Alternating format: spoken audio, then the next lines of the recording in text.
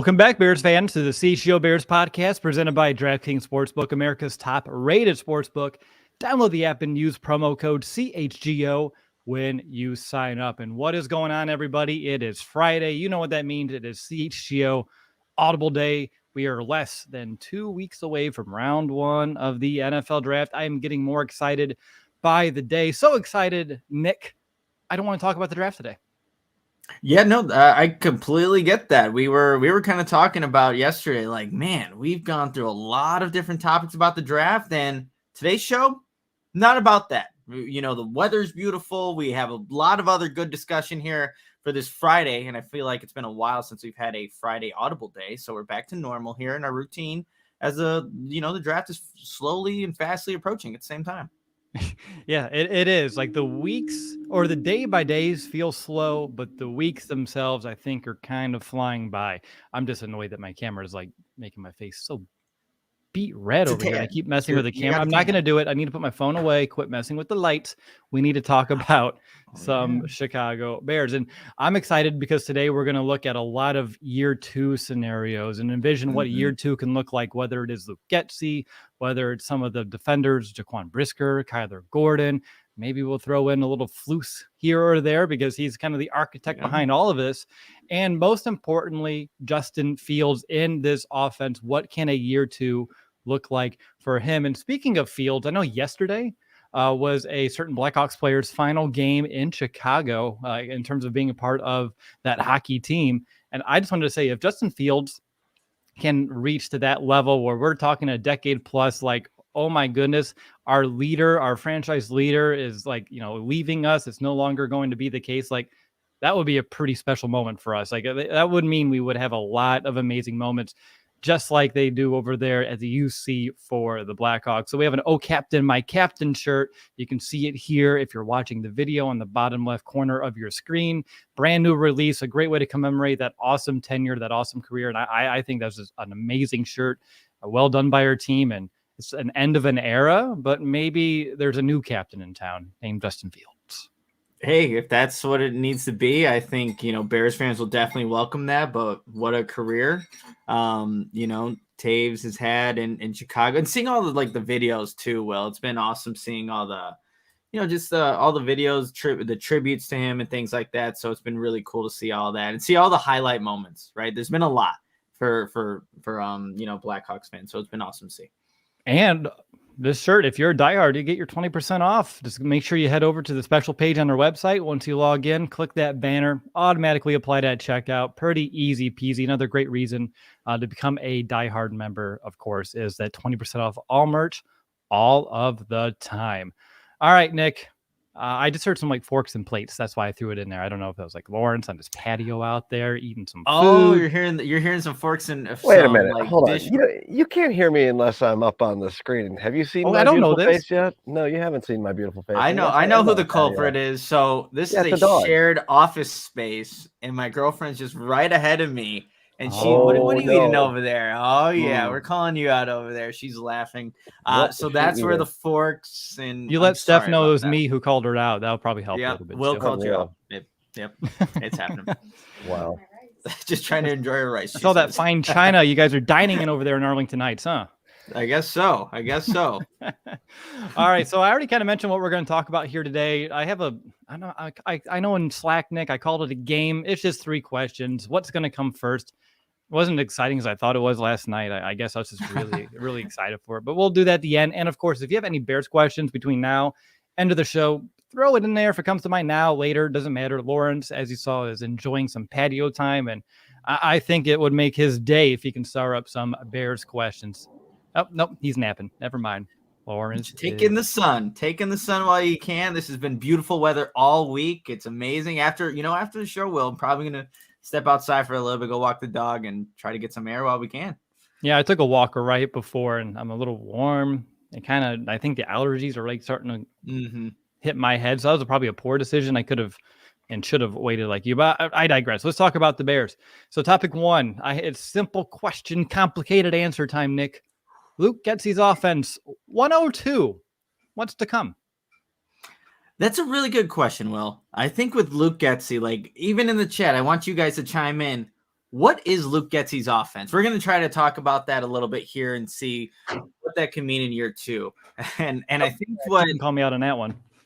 That's all right. We're all strange noises coming from all different places. But I think for Luke Getsy, especially in year 2 now that he has a guy like DJ Moore, you're going to have hopefully some more reinforcements on the offensive line and Justin Fields in year 2. I think what you could see this season is a little bit more of those intermediate passes. And Brad Spielberger, friend of the show, has been on the show before, had a really good tweet right when DJ Moore, the trade kind of happened. And the tweet reads, DJ Moore helps Justin Fields attack the intermediate area of the field, an area he did well targeting in 2022. And Fields actually led the NFL with a 66.7 completion percentage on throws 10 to 19 yards downfield. DJ Moore, that's where he excels well. 172 targets, 10 to 19 yards downfield from 2019 to 2022, second most in the NFL. So I think one, because Getsy's big into playing into his players' strengths. We saw that in the stretch where the Bears were scoring 28 points a game, playing to the strengths of the current players around him. Well, that's a strength for Justin Fields and for his new number 1 target. So that's just one area that I think we're going to see in 2023, how this offense can maybe take some steps to becoming a more proficient passing attack, just targeting that 10 to 19 yards area in the middle of the field. Justin Fields had a lot of highlight throws last season, and Darnell Mooney there, and DJ Moore has excelled in that area despite the fluctuation in quarterbacks he's had in Carolina. I'm proud of you throwing out the intermediate passing stats. I believe I was mentioning a lot of those during After Dark at some portion of last season about where Justin Fields is ranking really high and surprising Greg. Like, what? Like that sticks out right now. But you hit something about Luke Getsy about playing or catering to his players' strengths. And that is something I wanted to make sure that we did bring up here in the show. So I'm glad you already did, because when he came in, I'm sure he envisioned more of a pass-first offense, but he was able to adapt to his players that he had here, whether it be skill position, whether it be offensive line. He found something that worked, and the fact that they looked in the mirror and said, you know what, we can be a smash-mouth running football team, and they did it, and they pounded the rock like better than any other team did last year. I find that to be awesome, and I'm excited to see what new strengths the Bears can have that Getsy can tap into. And you talked about the intermediate passing game being a potential area to see drastic improvement. Even if Fields already there, you can see more of it. And a lot of it last year, just off of recollection and memory, weren't even like on schedule throws either. There are a lot of off scheduled when the play breaks down, the first read wasn't there. Okay, what do I need to do? The line breaks down. I need to buy time. And then he's hitting some of those chunk plays. I'm excited, and I think we talked about it a week or two ago, to see Justin be able to, take a drop, hit the back of it, maybe do a hitch, have some of those longer developing routes down the field with DJ Moore, others kind of open up and just hit them on schedule. And on top of that, with extra experience, not just in Getsy's offense, but year 2 of that, but year 3 of reading NFL defenses, I think things are going to happen a lot quicker. You have a number 1 you can rely on. He's going to be reading defenses at a much faster blip. And I can just see him being on schedule, knowing better ball placement. If he has it's cover 4 and there's 4 defenders deep, you hit that back shoulder. That's a safe throw. You don't want to try to beat him over the top. Small things like that, or recognizing cover 6, right? Which I've been learning more about coverages in my spare time, not on the show so much. And cover 6, the best way that someone explained it is it's cover 2 to the strong side, cover 4 to the weak side. So I can see why that confuses QBs, because you look over to your primary read, you see the defense, they showed you cover 2 pre-snap. Oh, there you go. The corner's over there in the flat, safety's over the top, it's cover 2, but they're covered. I'm going to go to the left side here. Oh crap, why are they in different positions over here? And that's how mistakes happen. So being in year 2, the offense is going to help. I think year 3 in general for Fields will be great. But I just think timing and rhythm to kind of piggyback off of just your intermediate area of the field is another area of development that I do look forward to watching. Too, to kind of add to that, Will, I remember one of the press conferences sometime last year. I can't remember exactly what game it was or when it actually happened, but Justin Fields was asked the question about calling audibles at the line of scrimmage and just changing plays. And I think if I remember this correctly, he's like, well, they kind of tell me the play to run, and then he's capable of doing it, but there just wasn't that many options. He just didn't do it very often. Hopefully now in year 2 of Getsy's offense, year 3 in the NFL, we see a little bit more of Justin Fields just kind of taking advantage of things. And not to say that he didn't do it last year, because he did, but we just maybe see more of it because he identifies the defense, knows what he wants to check into, can have that chemistry with Darnell Mooney, say, hey, we both see the coverage. Let's change it up a little bit to get you in a more advantageous situation. I would love to see that. That's just, again, him taking that next step in the offense. But another thing, too, we're talking about, those intermediate passes. Another thing that I want to see more of, and it caters to Justin Fields' strengths, is just the play action passes. Last season, Will, they were 19th in the league, or Justin Fields was 19th in the league among quarterbacks with 200 or more passing attempts in play action, 107 attempts. And obviously the Bears just didn't throw the ball very often. But if I think in this, now year 2 and Getsy's off, you're going to see more passing attempts. And with that, I think you're going to see more of the play action. A lot of those big plays that Justin Fields created, whether they were through the air or with his legs, is when he got out in space, was able to be an athlete, able to, extend a play. And I think of like what was it, the 1 or 2 touchdown Byron Pringle had, and that was it.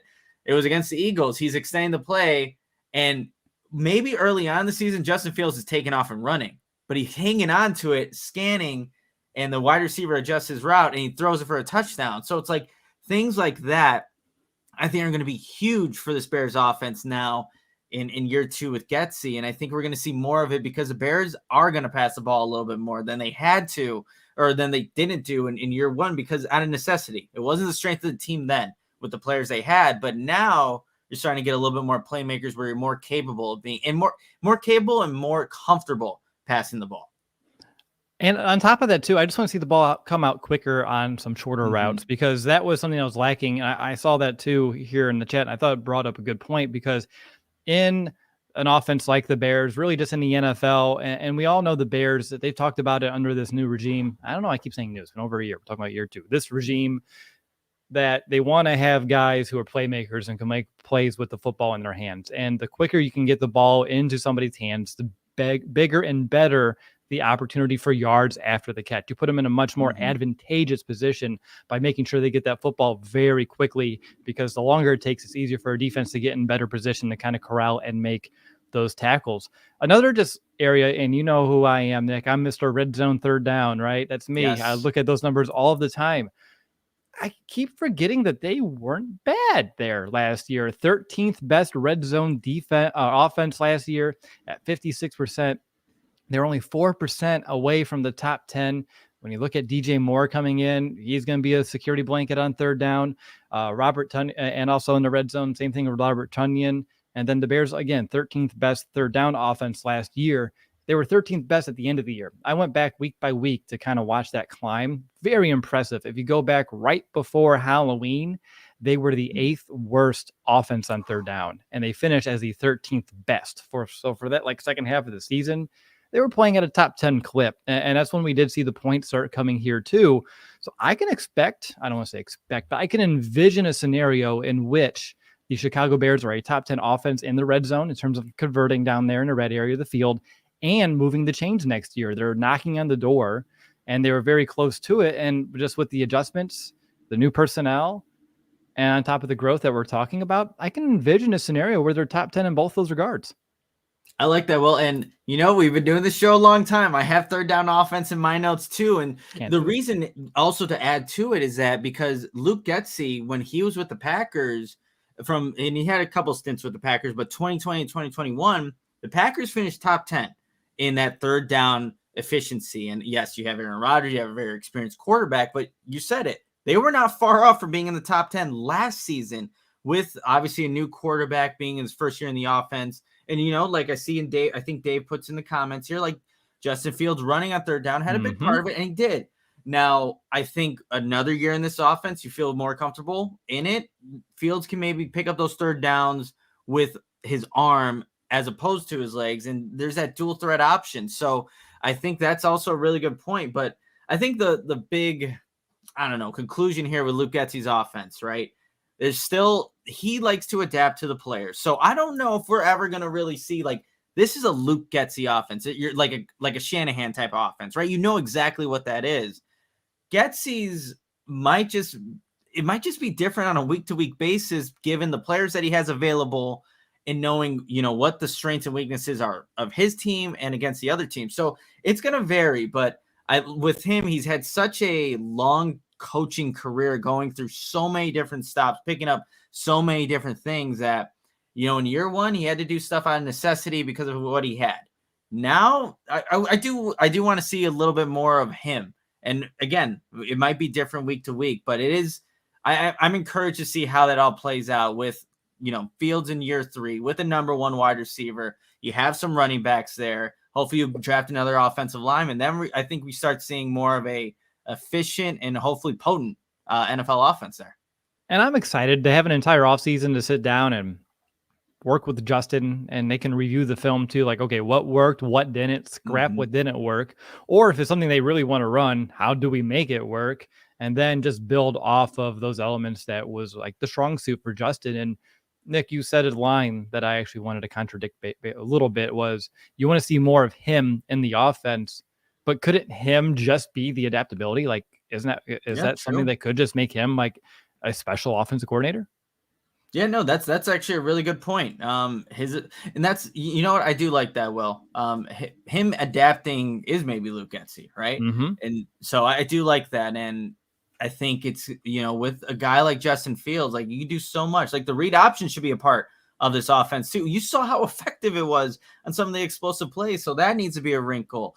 And then when obviously you have the play action, the intermediate throws. So him being able to adapt given what the defense has, maybe that is Luke Getsy's offense. But I think we're just going to see more of it though in this upcoming season, because like I said, last year was, his first year calling plays and a lot of newness around the team. So it should be a good indication of what he can be as an offensive coordinator and maybe a head coach someday. Who knows? One more thought about third downs, about the leg thing, because that is a really excellent point. And I put in my notes about, I believe this year he will convert more third downs with his arm than his legs.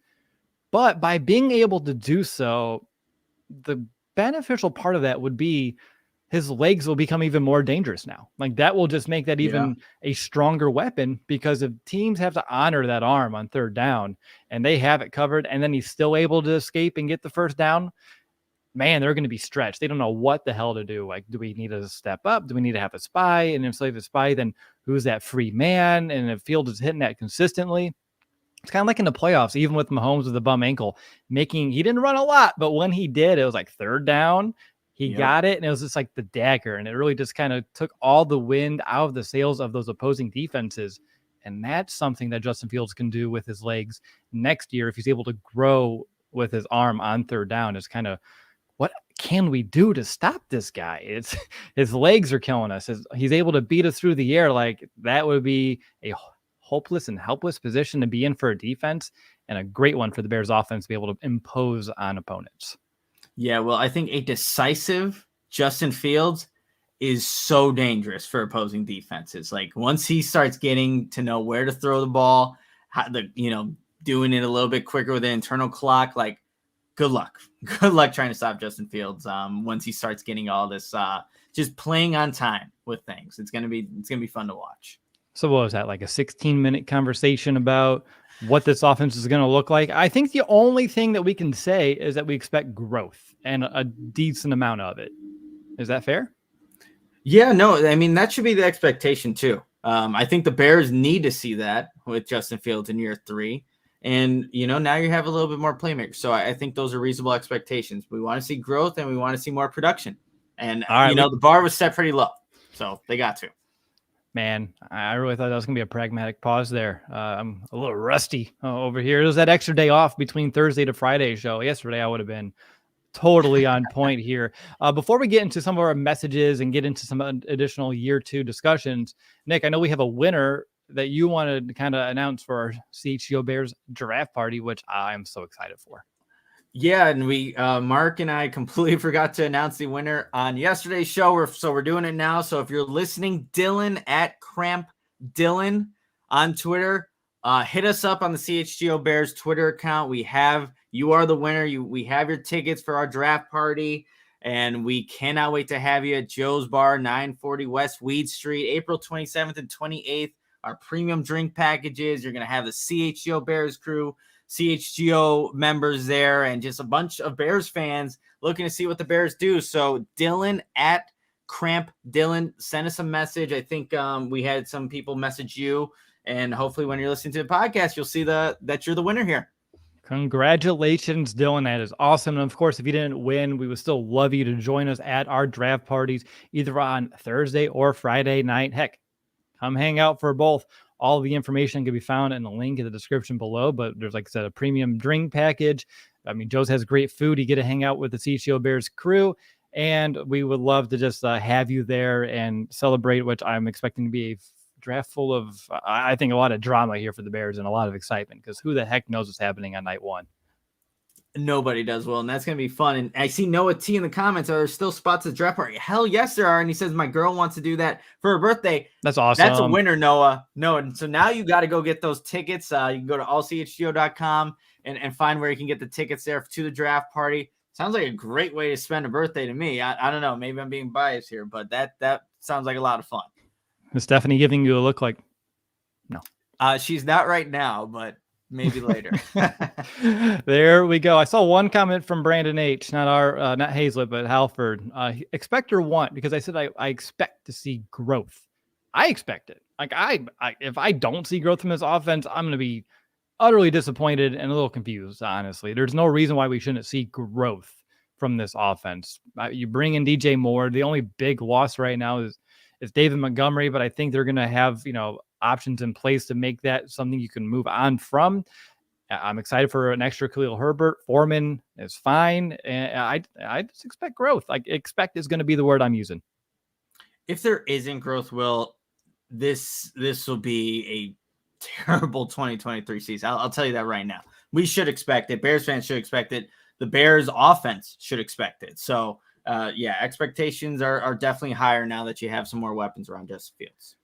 All right, well, let's go ahead and get into some of our messages. And let's just get into it. The ComEd Energy Efficiency Program is committed to helping families and businesses in the communities they serve, helping manage every usage and lower energy bills now and in the future.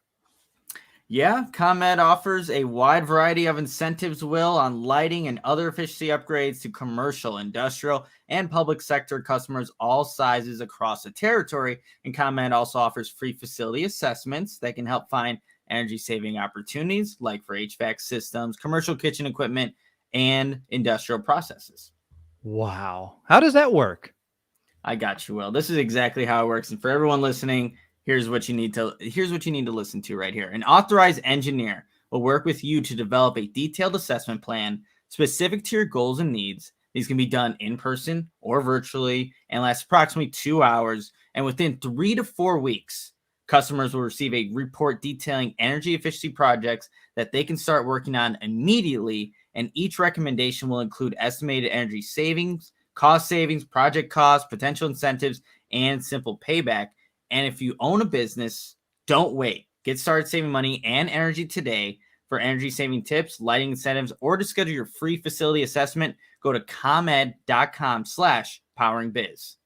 Wait, did you say comed.com/poweringbiz? It's exactly what I said, Will. So go and schedule it today. Is that a /? That is a... It just says, it says slash. Usually it's forward. It's usually a /. It's forward. Right. By the way, for those of you watching, you may notice that I am now inside. My laptop has decided to just start burning up. It's very hot out there. So we're inside before the stream goes a little glitzy. So hi, I'm inside. Good move, Lawrence. That was a pro move to move inside.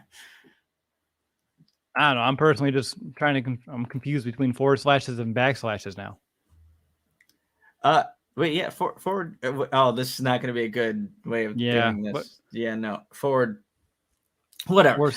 We can talk about slash. We're going to ComEd, and we're going to make this smooth transition to what I take every morning after I call ComEd to get everything set up.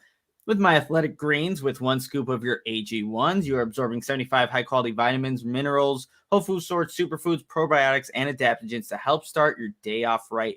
This mixture of ingredients helps your immune system, gives you energy, and improves your focus, and that's why I take my athletic greens, and you should too. And what's awesome about Athletic Greens is that it costs less than a cup of coffee a day, also helps support better sleep quality and recovery, which we all definitely need. Right now, it's time to reclaim your health and arm your immune system with convenient daily nutrition. It's just one scoop in a cup of water every day. It's super simple. No need for a million different pills and supplements to look out for your health. And to make it easy, you guys, Athletic Greens is going to give you a free 1-year supply of immune-supporting vitamin D and 5 free travel packs with your first purchase. All you have to do is visit athleticgreens.com/CHGO Bears. Again, that is athleticgreens.com/CHGO Bears to take ownership over your health and pick up the ultimate daily nutrition insurance. All right. CHGO Bears offseason coverage is brought to you by the ComEd Energy Efficiency Program. Learn more at ComEd.com/poweringbiz. And of course, this is Will DeWitt and Nicholas Moreano. We are looking at year 2 discussions and just kind of envisioning what year 2 can look like for a lot of different players and just people here within the organization. And again, James O in the chat. See, we're all just confused about slashes. This is awesome. This is probably the best conversation that I never thought was going to happen today, that it's now happening, because he's like, is that the backslash? Which I thought was a backslash. The Jammer A is like, hey, that's back and this is forward. Man, I think the Jammer J is right. Well, that's what you said, so that's why you would think it's right. Well, I just agree with Jammer J. Forward. I mean, it's like leaning forward, right? Doesn't that make sense? Yeah. Yes. Jammer J is correct. Yeah. See? Boom. Well, you guys, you're not liking that. I'm not. My whole entire life is something I need to question now, because it's just backslash. It was always a backslash to me, and now it's a forward. Like my whole life is backwards. Like literally, it's backwards right now. Anyway, I'll digress. There are more important things to talk about. All right, so let's go ahead and look at some year 2 players here. And I want to start with Kyler Gordon and Jaquan Brisker, because I think they're a great place to start our conversation. I'm just interested to know, Nick, for you, like between the two, is there one that you're expecting to see either a bigger impact from than the other this year, or maybe see more growth out of? I don't care really how you want to navigate it. I have thoughts on both, but who do you expect to see something positive from? I expect both, but more so than the other. Yeah, it's a good, I mean, look, these are 2 young ascending players, I think, that are going to be here in Chicago for a long time. But I think Kyler Gordon has the potential to have more of an impact. And that's no slight at Jaquan Brisker, but the position he plays, and it all kind of depends, Will, where the Bears kind of see him playing more. Last year, he played more in the slot. For the Bears, 431 snaps as the slot corner, as opposed to 295 outside. So, and I think ideally the Bears would like to have him as that nickel corner, because when you think about Eberflus's defense, the 3 most important positions would be that the 3 tech, the will linebacker, and then the nickel corner. If you're thinking about like a guy like Kenny Moore, right? So I think that's where, again, Kyler Gordon can make a big impact there. But it's just, I think there are some factors to consider, because I know part of our conversation as we were thinking about this segment is like a sophomore slump, right? It happens to a lot of players. And I'm thinking, well, why would they have a sophomore slump when they didn't have much of a pass rush and they were able to be productive in their first seasons in coverage and still did a lot of good things? Here's one thing to consider. Like if Kyler Gordon's maybe going to have a sophomore slump, and I don't think he is, but just something to think about. The Bears do have a different cornerback / passing game coordinator this year in John Hoke. James Rowe was the guy last season who's now, he left to USF to be the defensive pass game coordinator. And those two were tight. Well, they would, Kyler Gordon would go up to his office. He'd spend time with him. And a lot of the DBs would go up with James Rowe, but now he's gone. And John Hoke has had 18 years of NFL experience, most recently with the Falcons. He was actually with the Bears from 2009 to 14, did some really good things with Charles Tillman and Tim Jennings. They went to Pro Bowls while he was with there, but it is a different guy, right? So I guess seeing how they can mesh and how he can take his game to the next level, that's going to be all new for Kyler Gordon this season. But I mean, with John Hoke, those guys were taking away the football. They were one of the best teams through that 2009 to 14 span with taking away the football. So if anything, I think, Kyler Gordon, maybe that its level just even raises, but it's just different. And so we have to see how he adjusts to that. But I just think that Kyler Gordon plays a position too that can lead to more impact plays. We saw the interceptions against Josh Allen, Jalen Hurts, and things like that. So I'm just expecting some big things from Kyler Gordon, the athleticism, and just playing that important position that he does for the Bears defense, that nickel corner. Yeah, I'm leaning Gordon, and it's not really like a slight on Brisker. It's what you just said, the amount of opportunities that'll be there. And what we saw out of Gordon last year was a lot of growing pains. And it's something that's understandable when you're thrown into the fire and like, hey, you're going to play inside and out your first year in the NFL. Like they literally threw him straight into the fire. But towards the end of the season, out of Kyler Gordon, you saw the game starting to slow down. He was getting himself in good positioning, making plays on the football. You mentioned those interceptions to get some really good competition, some really good quarterbacks. And with the game slowing down then, you pair in an extra offseason. I expect it to slow down more, and it's going to slow down for both of these players. Let's not get it twisted. Like it's going to slow down for Brisker here too. But when I look at second-year corners, I had a really interesting trend of guys who were drafted in rounds 1 or 2 over the last couple of years.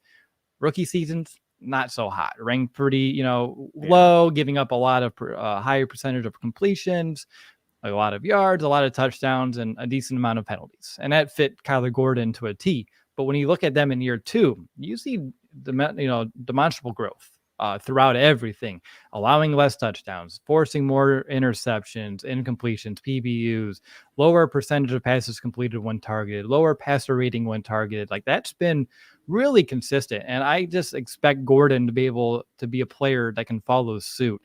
So will he have more interceptions than Brisker? I would say so. But where Brisker steps in here, Nick, I think too, in terms of like making a big impact this year, is getting into the. I love when he gets into the backfield. They put him into the box. Like he's another player, just like Gordon. They kind of move him all over too, and he played very well last year despite that. And for him to jump in year 2, I think he's always Mr. Steal of the draft. He's going to want to come out there and make sure people don't forget about him there in the back end of that defense.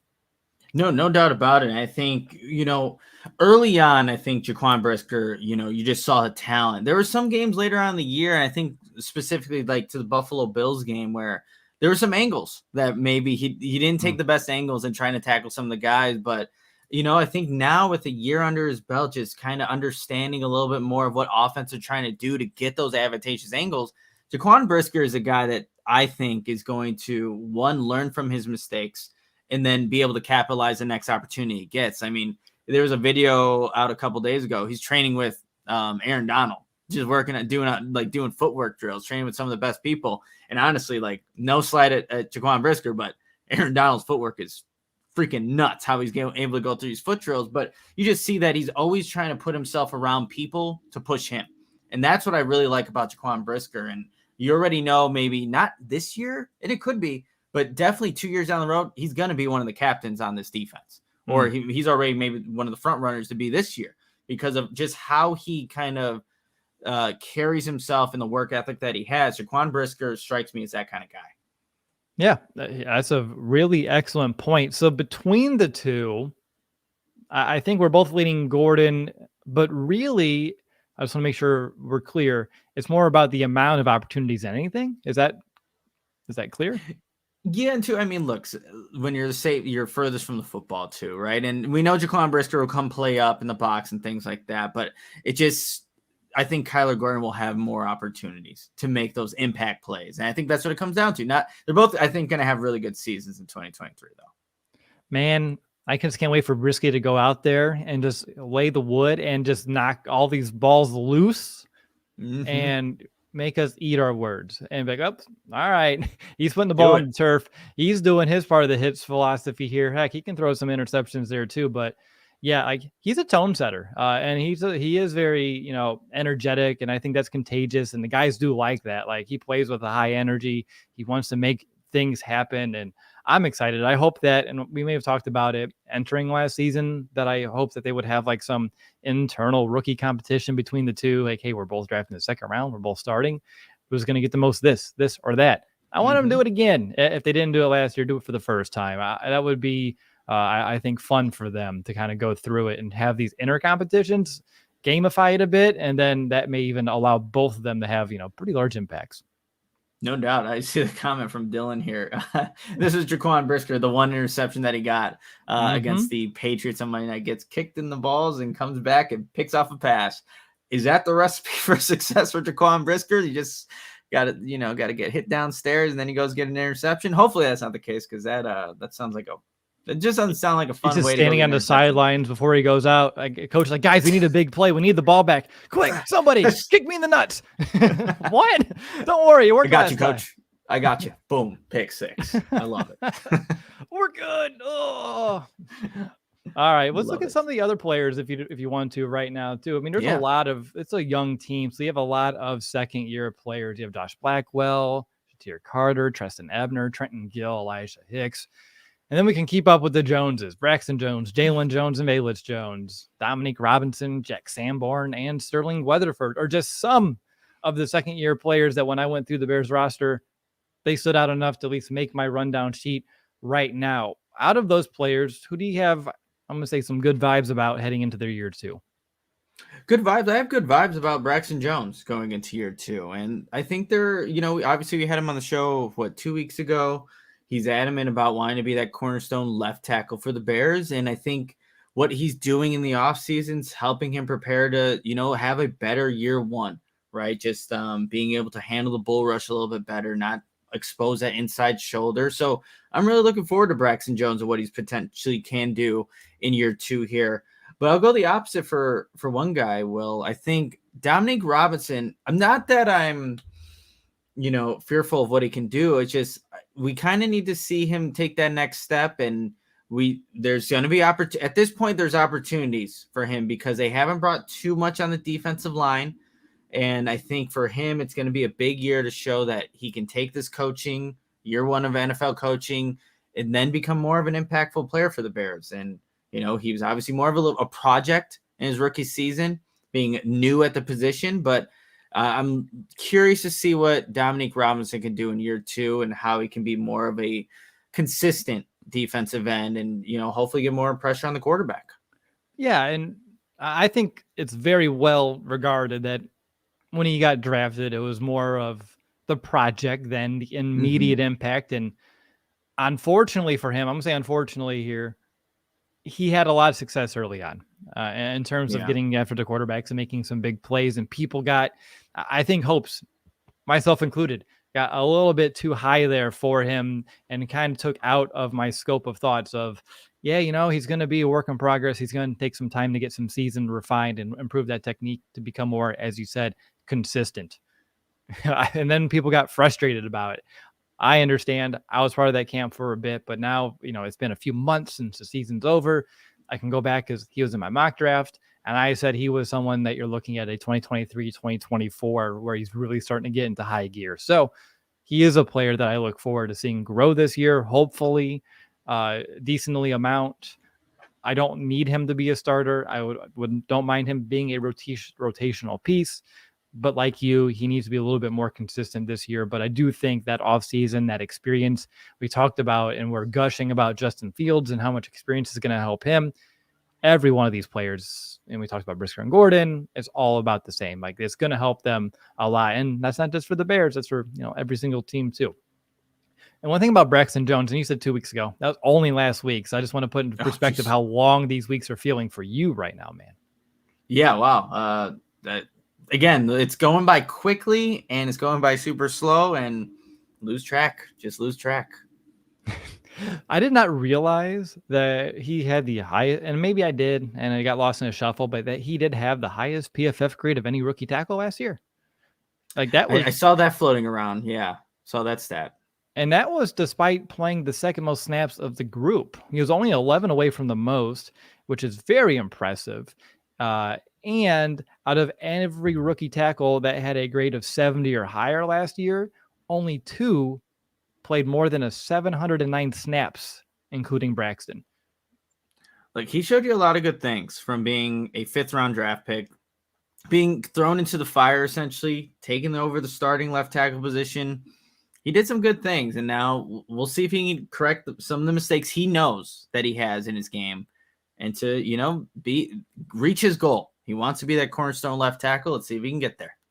And why I believe he can, not that he will, but he can, is that growth mindset that he just kind of adheres to. We heard it last training camp. I wrote an article about it immediately at your house because it really resonated with me. He talked about it with you guys on the show last week. I was just trying to get better every single day. And I don't think it's fluff. I think it's true. I think this man is someone that does look for self-improvement, believes in himself, and knows that it's just incremental progress. One day at a time, one step at a time will eventually lead to great results. That's something I try to adhere to. And I think Braxton believes it too. And that's why I do believe he can become the player he is looking to set out to be, which is a cornerstone foundational piece for the Bears. All right, I want to move to Jack Sanborn because this is an interesting player here. He was someone that got thrust in after Roquan Smith got traded, and he played phenomenally, especially down the stretch, highly graded on PFF, racking up those double-digit tackles daily. Thank you to a porous defensive line. Appreciate the stats there. But now he's moving to Sam, most likely, and will also have better talent around him. So better surrounding talent at the linebacking position. And I think the Bears' floor of the defensive line has been raised this offseason, and potentially playing, I think, an easier position being the Sam backer. So for those reasons, like, I don't know if we can expect like big impact because he's only, if no injuries happen and he stays at Sam, he's not going to be on the field as much as we saw last year. But at the same time, he should shore up that position more. I think he has better coverage skills than Joe Thomas did last year. And that will help offenses and keep them a little bit more honest because it was so easy for them when the Bears went in base last year. And if they had a run play called, they go to the line, they see who Joe Thomas is on. All right, let's do a quick check. I think Thomas was targeted 20 times. He allowed 17 catches at about 8 yards per pop. Pretty easy money there for opposing offenses. And I know Sanborn gave up a high amount of completions, but I think he has a raw skill set that suits him better for being a better cover backer. He's been in the league only, for 1 year, where Thomas was like a longtime vet. So I do think he can shore that up, which would really help the Bears' base defense out. And we all know how bad that run defense was too. Sanborn's going to be a big part of kind of turning that around from a different position. I just think he won't have like, the gaudy stats that we saw towards the end of last year, but his impact off of the stat sheet, I think, could still loom large. Yeah, I think the thing with Jack Sanborn is just not going to have as many opportunities as he did last season when he was filling in for positions. But, a thing with Jack Sanborn, the versatility he has, yes, he'll play at that Sam backer, right, when the Bears are in that base. But if something were to happen to the other two, he's the candidate that can fill in, especially at the Mike linebacker position. And I think, too, like, speaking to the coverage, like, look, the guy should have had an interception against Detroit, but for some reason, the ref saw legal hands to the face on Jalen Johnson. But Jack Sanborn, credit to him, was in the right position, dropped back into coverage, had the pick, and was taken away by the refs there. So you see the understanding of where he needs to be on the field, his spatial awareness, and then to ultimately make the play. He did all that. Just, wasn't registered on the ultimate stat sheet at the end of the season, but he was there in the play. So I think you can feel good about, Jack Sanborn when he gets his opportunities, knowing that he's going to be able to execute the play. And, he already hits the hits principle, right? he fits it perfectly, especially with how he was playing. So even though we won't see as much of Jack Sanborn in 2023, I still feel confident in him. One other player that I want to talk about real quickly here, Will, is Velus Jones Jr. Like, this is a guy that, you go early in the season and Bears fans, and especially with the muff punts, they were out on Velus, right? So I think the big thing for him, like, he did have a nice end of the season. I remember the nice catch, the nice throw by Justin Fields against the Buffalo Bills. Like, that's good, being able to track the ball in the air, come down with the catch.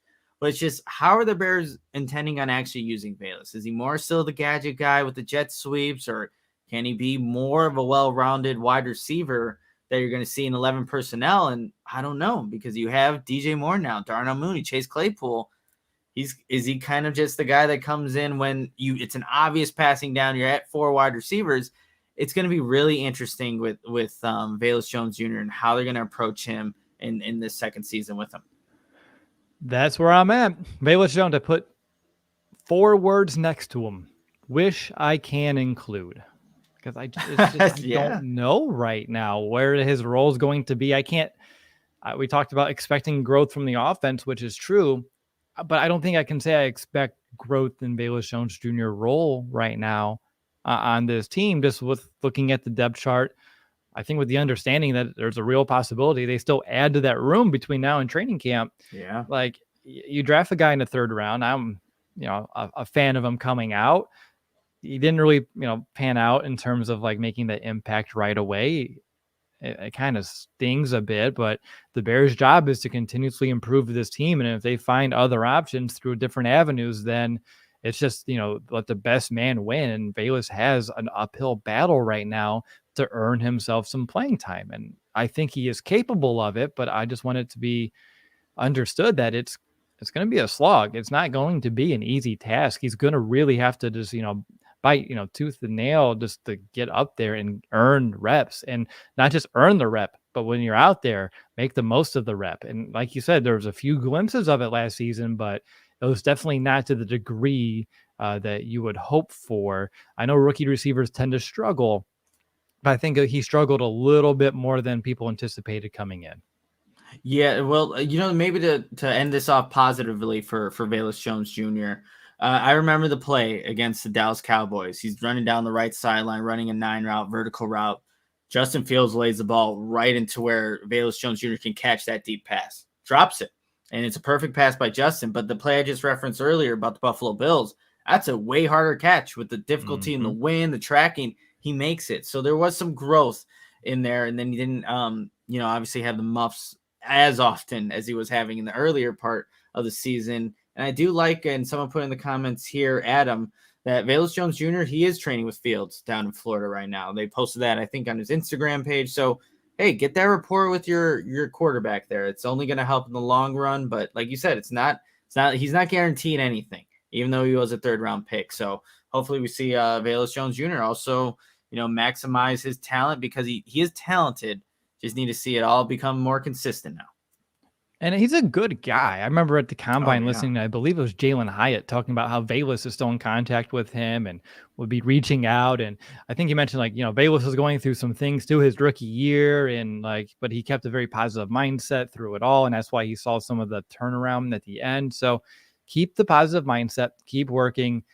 And I hope by this time next year, we can have a much different conversation surrounding the guy. But just as of right now, we have to keep those expectations on the floor and allow him to show us why we need to raise them. One more thing I wanted to bring up is that if we're talking about either Josh Blackwell or Jalen Jones this time next year, I'm not going to be surprised if at least one of them is still hanging around and playing some starter snaps here. And I know the Bears may still draft a corner, but based off of just where the team is right now, I liked what I saw to Blackwell. I liked what I saw to Jalen Jones outside of a couple rough games earlier in the season. I thought he really came into his own, and for both guys to be undrafted rookies last year and to play as well as they did was encouraging. Obviously, just like with Velus, you want to keep trying to improve this team and force guys to win some of these positions, but either of them, I don't know if I have one over the other right now, but I just wouldn't be surprised if one of them makes a bigger impact than we're expecting. Well, I'll say this about those two. I'm glad that these two players showed some things as undrafted rookies. Like if this was an older veteran who was making plays, then you're like, okay, I mean, that's great that they're doing this, but because they're undrafted rookies and now going into year 2, like there's so much potential for them, right? They showed some good flashes in year 1. So I'm happy with the trajectory they had last season, some ups and downs, but now we got to see how this coaching staff can continue developing that back end guys, because they may see some opportunities in 2023. Eric B has a really interesting comment. So Velus become a version of Ty Montgomery, a wide receiver / running back. Ryan Poles used this comparison. So when I say this next player, it came from the man himself. He said he sees a little Debo in Velus Jones Jr. He said that last year. So that is a perfect, Ty Montgomery is another very similar type of player that is like a hybrid between the two positions, can be utilized in either role. And again, I didn't say Debo. Poles said Debo. And I think that's another reason why people got frustrated when they heard Debo, and then they see what kind of season he put together as his rookie year. So I think keeping that in mind too, that you can use the term gadget guy, you can compare him to some other players in the league, whatever helps you kind of put him in the right bucket. But some hybrid still makes a lot of sense. His first touchdown was that little pop pass that he was like pretty much like a toss, an end around, that he was able to kind of navigate, bob and weave, and make something happen with the ball in his hands. And that's what makes him a pretty good returner too, if he ends up wanting to hold on to said football. Anything else here, Nick, for the segment? No, I know we have a couple other things we want to discuss here at the back end of the show. Again, it's going quickly. This part of the work week goes by so quickly, these shows, and then everything goes by slow. But before we kind of move on to our last segment of the show, I got to tell you about Goose Island. CHGO is supported by Goose Island Beer Company, Chicago's beer since 1988. So many great options like the Blackhawks Pale Ale, Bull City 312. Go Bulls tonight. Let's come on, take down Jimmy Butler and the Miami Heat over there and get into the playoffs against the Milwaukee Bucks. We'll see how that goes. They also have the Beer Hug IPA series and my personal favorite, No Plans. Goose Island's 2 local locations are open and ready to welcome you. Grab a beer right from their innovation takes at the Goose Island Tap Room at 1800 West Fulton, or get a smash burger of your choice and a fresh beer of the week at the original Clybourne Brewhouse at 1800 North Clybourne. For reservations and pickup, go to gooseisland.com/locations. Goose Island Beer Company. Awesome stuff there, Nick. I want to make sure everyone knows about one of my favorite partners of ours, and that is Shady Rays. Take on the sun with gear built to last. Our friends at Shady Rays have you covered for the warm weather ahead with premium polarized shades at an affordable price. Shady Rays is an independent sunglasses company that offers world-class product that's just as good as every expensive pair that I've worn. Durable frames and extremely clear optics for outdoor adventures. And of course, I love their protection program. It's the most insane one of all of eyewear.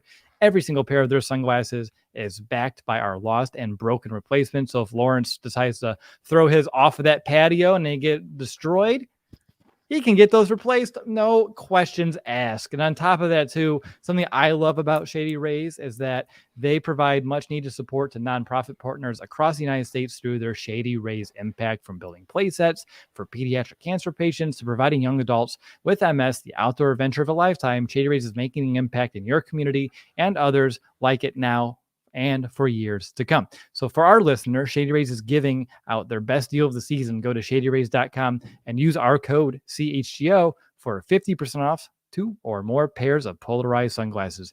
Try for yourself the shades rated 5 stars by over 250,000 people. A lot of people, Will. A lot of people, including our Lawrence Benedetto, who is enjoying the sun with his Shady Rays. Love it. There we go. All right. So like I said, I was trying to do like some after dark-ish segment here with like one of my games from the year, and we'll see how it goes. I have 3 scenarios, and it's going to be real easy, Nick. What happens first? You just tell me what you envision happening first. All right. Kyler Gordon, Jaquan Brisker, who gets the first pick 6? Ooh, the first pick 6. We were talking about Kyler Gordon making more of those impact plays, so I'm going to go with Kyler Gordon here. And from that nickel position, reading a route, maybe a nice 5-yard out, picks it off, diagnoses the route concept because he's in the NFL one more year, has that down, and picks off, I don't know who, but gets that pick 6 first. All right. Justin Fields throws back-to-back 300-yard games, or DJ Moore gets back-to-back 2 touchdown games. This one I did a little research here, Will, to kind of see like what's more likely. And we know Justin Fields is still looking for that 300-yard game in the NFL. He's had 7 of those while he was with Ohio State in college. DJ Moore, on the other hand, has 3 career 2-touchdown games, and the last one being in 2021, and he's had one in 2020 and then 2019.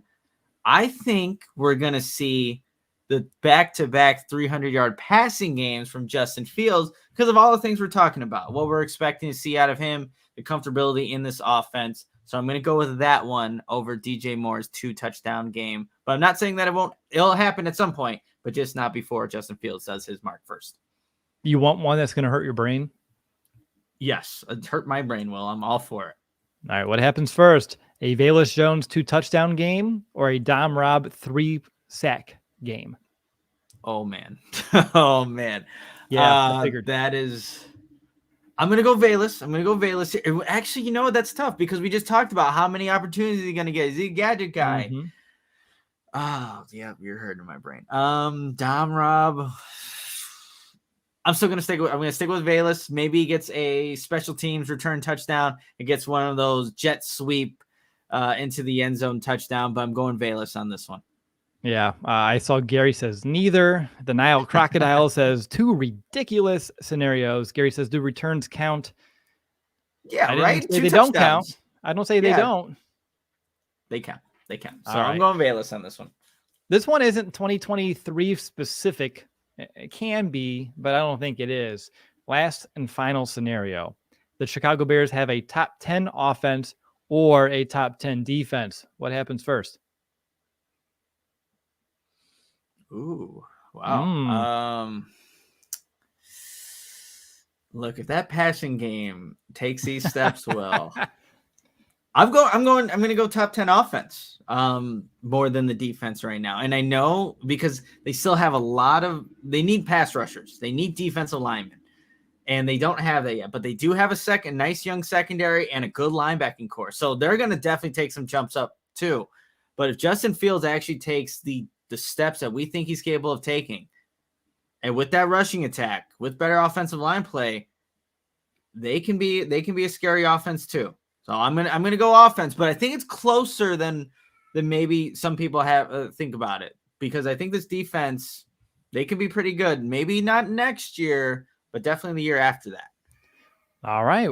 I like the way you think. It would be interesting if the offense can get there first. I think in some categories, and we talked about third down red zone, they're the borderline, but there's a lot of work for both of these sides in terms of like output and yardage and all those other things, points scored versus points allowed to kind of reach that status. But we'll see. But thanks for playing along, Nick, of what happens first. All right.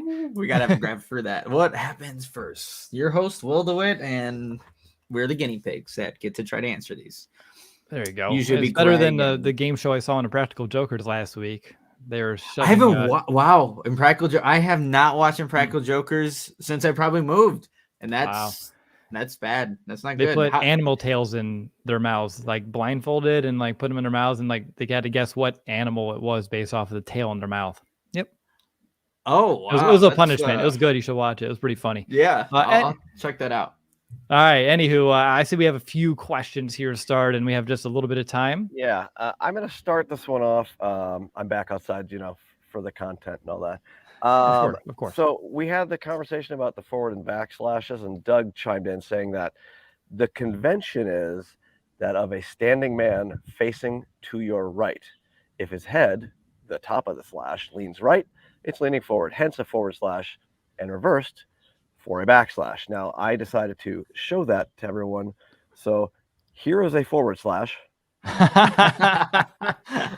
here is a backslash. That's awesome. Oh my God. That's great. Thank you for that. Yeah. That's awesome. That made my forward day. Slash, backslash.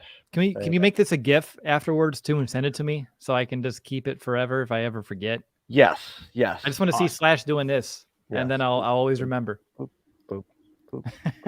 Yeah. Now we know. We cannot get confused anymore because we had great graphics to illustrate forward slash, backslash. We're all on the same page now. This is amazing. Yes. Oh man. Hey, thanks. Yeah, no, definitely great. Rock on, Law. Rock on. Do you want me to call these questions, or? Yeah, go for it. Yeah, I'll just sit here in the sun and enjoy my life, and I'll put them up when you call for them. Let's hit the super chat first. Though, I was going to say, it makes sense to hit the super first. From Toxic King Christian. Thank you for the super chat. Should the Bears draft Gibbs? Jamari? I know Gibbs. Yeah. I can say Gibbs.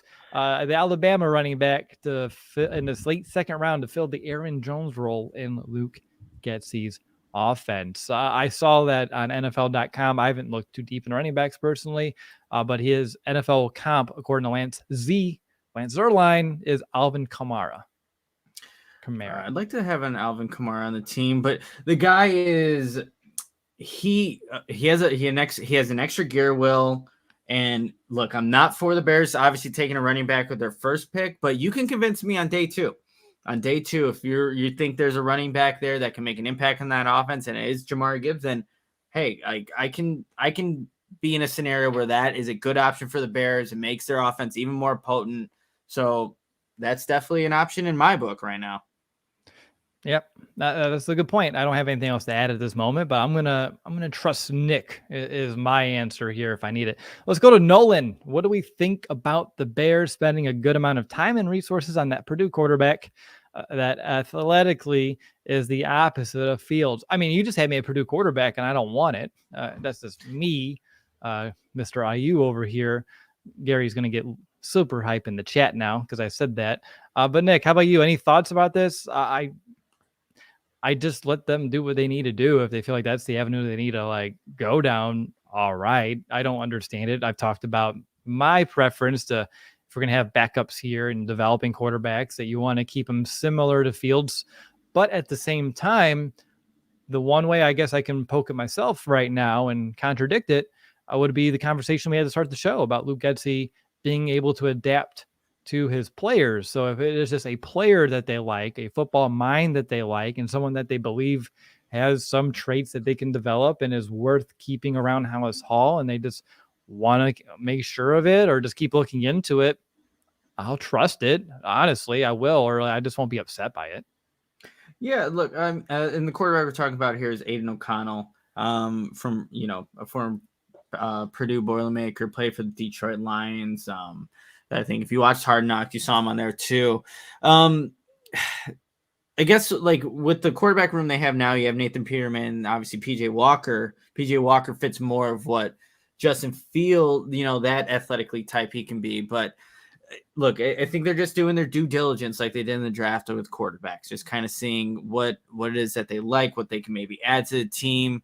But he is skill set wise, obviously a lot different. There's not a lot of quarterbacks, honestly, in the NFL right now that are skill set wise like Justin Fields.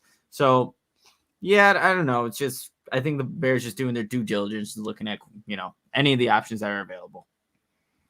All right, let's keep it going. Let's get to Doug here. Good point about the Getsy conversation that we're having. He said, I also think that coaching in the Senior Bowl gave Getsy more seasoning and experience adapting to what he has rather than trying to make the players fit his scheming. I think that's an excellent point. You just get the talent that they assign to you on your team, and your job is to coach them up and, make a football game happen real quickly. So I think that's a very excellent point here by Doug. Yeah, and two, Doug, like with the Senior Bowl, it's like very vanilla. The offense, not gonna be anything complex. But what I think Getsy definitely gained out of that experience was just his ability to connect to a bunch of different players that he's just seeing in that week, right? And that's the thing about Luke Getsy. Like any player on the Bears will talk to him glowingly about the person that he is, how he's able to talk to him, how he's able to again, just kind of transfer what he wants on like the chalkboard to what he's asking for in the field. He's a good communicator, and he definitely got more of an experience to show off that skill set at the Senior Bowl. And, he had the players that he was given, like you said, Will, and had to make something happen offensively. So I think it was a good experience overall for Luke Getsy. Having the experience isn't going to hurt.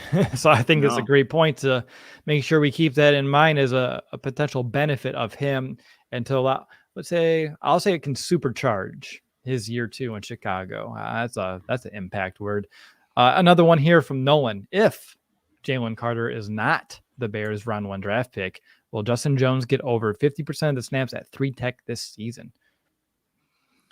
Until they add another body right now.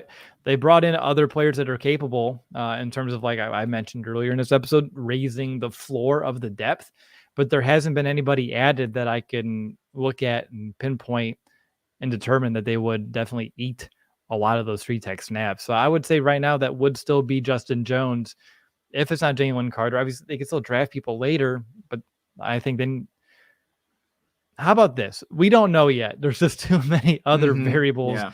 Even if they don't go Jalen Carter, they can still draft. They can still go free agency. Hell, if they have 3 first-round picks heading into 2024, if they trade down again, they can trade for anybody they want. So I'm going to say too soon to determine. But if you're just saying, like, looking at the roster right after round 1, then yeah, I would say then you can say that's Justin Jones's job. Yeah, unless they go and draft like a Keanu Benton from Wisconsin, like that's a guy that will, split some snaps at 3 tech with Justin Jones. But yeah, we'll know in a couple of weeks here, Will, what the Bears end up doing. But the Jalen Carter conversation, I think, is a really interesting one. And, if he's there at 9, I do think the Bears will end up taking him. All right. One more question from Daniel. Nick, tell me, is there any day 2 right tackle that would be good? Look, for me, I'm not out on Cody Mauch switching over to right tackle. He played left tackle. Maybe he eventually will move inside, but I think athletically, and he has longer arms than Pierre Skoronski, I think he can try out right tackle. And that's where I had him projected to start off his career in the NFL. And maybe he does get moved inside, but that's a guy that, I like at potentially filling that position. Man, yeah, right tackle. It's like a lot of these guys play left tackle, Will. And then, maybe you can try to project them. Can they play the other side? But other than, Darnell Wright is the top guy at the right tackle position in this upcoming draft. And then, it is probably day 3 guys that you're looking at. But I still think, and Gary brings up the other one, Matthew Bergeron, on day 2. I think we've talked about him too. I think on our Chicago Audible throwback shows. But yeah, it's more limited at the right tackle position, I would say. All right. I like that. Bergeron was the one guy I was going to bring up if it wasn't already, but Gary beats us to the punch. But as Justin says on the bottom of the screen, give this video a like. We would really appreciate it as we kind of sign off here. We want to see that number go up, up, up. So definitely hit that thumbs up as you kind of exit here today. Nick, any final thoughts? I hear my baby crying and someone opened the door to check on me, so I may be summoned for some baby assistance here, it seems like. No, Will, you go do that. Everyone go enjoy your day now. Thank you for hanging out with us on your Friday afternoon. But the draft is coming and we're gonna have a lot of great content here at CHGO Bears. So tune in all of next week and get those draft tickets too. 27th, 28th, go hang out. Just come hang out on Joe's Bar, 940 West Weed Street, premium drink package. Do it. If you don't have plans, it's going to be a great time, and we hope to see you all there. There you go. Couldn't say it any better myself. One more CHGO Audible before the draft, I believe. So let's get it. But until next time, bear down, Chicago.